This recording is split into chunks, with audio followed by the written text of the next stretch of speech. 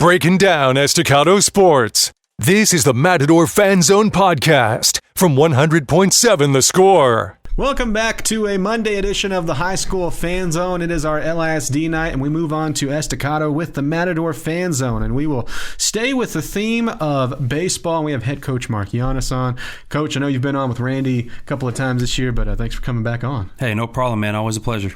And, you guys have had call it scrimmage adventures as you guys had a couple canceled. You've played 3. I know that's frustrating to deal with, where you're just trying to get some games in and get everything ready. The 3 that you did get in, what have you seen from your team? Man, I really liked it. We pitched progressively better in each game. Defensively got better, and then hitting the ball the same. So it's one of those deals where we haven't seen live pitching in a week. But with the weather, we've been in the cages, so hopefully we kind of even that out. Mm-hmm. That's what I was going to ask. How do you handle that? What's the process like, especially at this point? It's such an important part where you're trying to get ready and prepared whenever you have things taken out. Is it all cages? I mean, what all do you guys do? The kids know we try to go outside and at least warm up every day. Mm-hmm.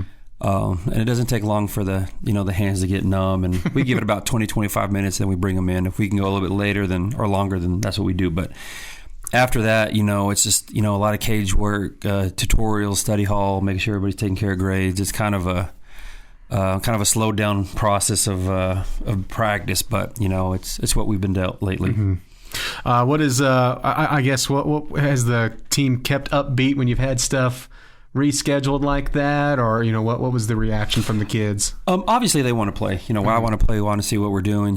Seminole is supposed to be really good this year. Top 10 type team. Paladero made the playoffs last year, first time in a long time, so they're a lot better. I think we missed out on 2 really good scrimmages, but it's just you have to flip the page. We can't do anything about it. We just move on to, we just got to go out there and practice. And, we inter squad as much as we can to kind of fill the holes of not seeing live pitching. But, it's hard to replicate that. Hopefully weather will not play too big of a factor this weekend. Again, February baseball, you never know, but it is an exciting one to start with the Railyard Classic. You guys are a host of that, which is nice, I would assume, to get to start off with playing games on your own home field there. Man, it's nice. I love it. It's just things where, we've gone out of town and been rained out or snowed out or, just cancellation. And it's just, it's hard to babysit kids in a hotel all day. And over here, you're in class. We get them out. We play. We go back to class. We eat lunch. It's kind of can control the situation a little bit better, and I like it because we can get in the cages and work on stuff, and on the road you're just at the hotel hanging out, so it does have its advantages. And I think and you could count for me, like whenever I was getting more in covering the high school baseball, I think when you look at some of the tournaments, whether local or even like you go to Metroplex or something like that, I think the casual fan doesn't understand how much travel in it. It's not just like, hey, you're at the same park every single time. Like you may have a giant radius you're going and doing different parks and different games and trying to get the schedule down on top of, hey, everyone act right, you high schoolers at a hotel. It is. It's the last time we're out of town, it was in San Marcos, and you're dealing with Austin, San Antonio traffic. It's just exploded in that area. Hotels, and the bus drops us off here and pick us up here, and it's just kind of so many moving pieces, so many moving parts that it's just sometimes it's just a headache. And then of course, if you don't play well, it's even worse. Right. There's no like, hey, we got to be in the cages, we got to work on stuff. You're just kind of stuck at the hotel with this bad taste in your mouth for 24 hours. Well, hopefully it'll start out with a good taste in your guys' mouth, and hopefully, like I said, the schedule works out for everybody. If you take, which I know is hard because it's going to be in the back of your mind, but if you take out that part, when you just look at the Railyard Classic, teams you're going to play, competition, what do you like about the Classic? I just think it's just a mix of teams we're going to play. Of course, we were going to try to play 6 games, but that's, in limbo right now, but Dumas. Sure. And, Bushland was a quarterfinalist team last year. Iowa Park's traditionally strong, which stayed a couple years ago. Trinity Christian's always strong. Midland Christian, I think, went to state last year. So it's just one of those things where, it's local and I can kind of control who we play. Like, hey, give us the best teams you got, and then we kind of just go from there and do the best we can. We are going to take our first break here on the Matador Fan Zone. When we come back, we'll keep talking about some of the classics and look past the Railyard Classic, and we'll eventually get to district, and we'll dive into the roster just a little bit as well. It is the Matador Fan Zone here on 100.7 The Score. Diving headfirst into Estacado athletics. You're listening to the Matador Fan Zone on 100.7 The Score and the 100.7 The Score mobile app. Welcome back to the Matador Fan Zone here on 100.7 The Score, talking with Coach Llanas. Some Estacado baseball is the season for everybody. It's here. It may be cold. It doesn't mean it's not baseball time. Man, I'm telling you. It's and it's about time. It is a fun time of year. And Coach, we were just talking about this in the break. You guys have quite a bit returning. Mm-hmm. When you're looking at things that you said to this group at the end of last year who have continued on to play this year, what were some things you were focused on maybe being better at and improving from last year's squad to this year's? I think it's just kind of understanding pressure and being accountable to that pressure. Last year we had a lot of games where we were in the game, winning the game, or trailing the game by one, and we needed to make a play, and we just never made that play.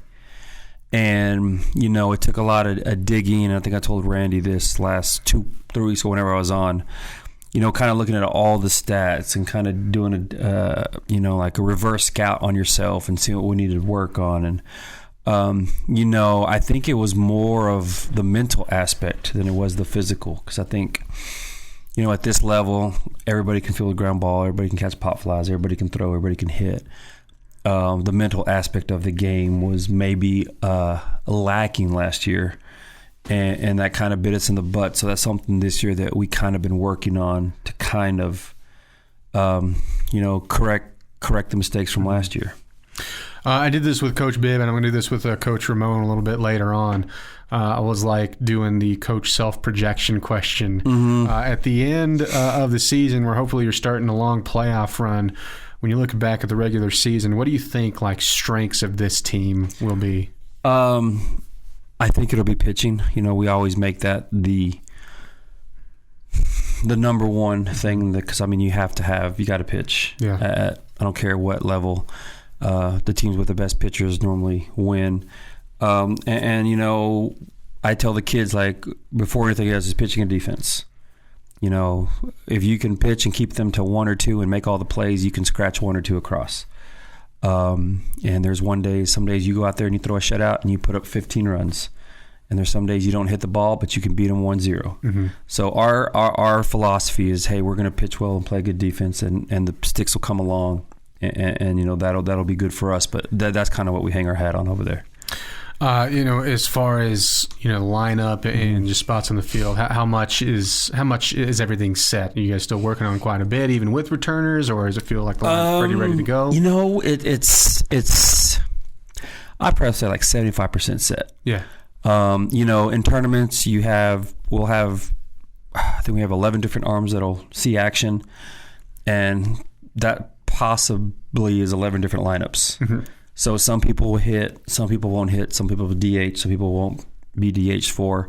So it's just one of those deals where whoever pitches will kind of dictate how the lineup goes. But I think for the most part, we have what we want where we want it. Now it's just to go and execute and see if that's what is set, if that's the answer. And you'll do some of that this week with the Railyard Classic. After that, it's the Levelland Tournament, mm-hmm. and then the First Bank Classic. Mm-hmm. So a lot of fun, a lot of local stuff that fans can come and check out Estacado as you guys play in this. And then after that, it is the district opener at home against Big Spring. Let's talk about the district. What do you think the district will be this year? The district is always it's always tough. There's not a clear-cut winner every time. It's a game here, a game there. I think last year first, second, and third were decided by I think 2 losses. Mm-hmm.